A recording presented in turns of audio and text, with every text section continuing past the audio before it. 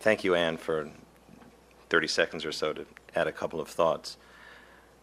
As Anne said, ladies and gentlemen, we stand at a momentous time, a moment, 10 years after 9/11 and 10 years after Durban 1. The question that we ask ourselves is, what have we learned in 10 years? What has the United Nations learned in 10 years? Can we see clearly the connection between the poisonous jet fuel that energized those planes into the World Trade Center and the Pentagon that had just 10 days before come out of the mouths of those at Durban 1?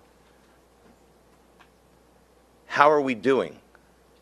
Well, it seems, as Ambassador Lauder just said, that there is a direct connection between the continuity between Durban 1, Durban 2, and now Durban 3, 10 years later, and the Unilateral Declaration of Independence, which seems to be just a political expression of the same hatred and discrimination against the Jewish people in Israel as occurred 10 years ago.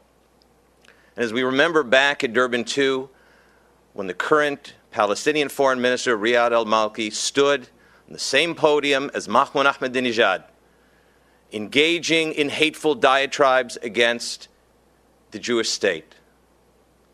And we think today, as the Declaration of Independence may be considered by the United Nations, and as Durban 3, the conference opens today, the context of poisonous defamation of the character of the Jewish people and the right to self-determination that has occurred over the past several years while the Palestinian campaign has occurred, submitting Israel on charges of war crimes, genocide, and crimes against humanity to the International Criminal Court by the Palestinian Justice Minister, and, as we all know, the grotesque Goldstone report that was launched by none other than Palestinian Foreign Minister Riyad al-Malki, who submitted his petition to the United Nations Human Rights Council in Geneva.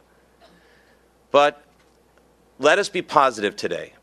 And with this, I end with a short story about a wonderful moment in Tel Aviv just weeks ago when South Sudan announced its declaration and was accepted as the 193rd member state of the UN. It wasn't, as Anne said, the problems we have with Sudan, but South Sudan and 8,000 South Sudanese refugees, most of them Muslim, who fled the genocide and the xenophobia and the racial intolerance that we're talking about today from their own native land. And where did they flee?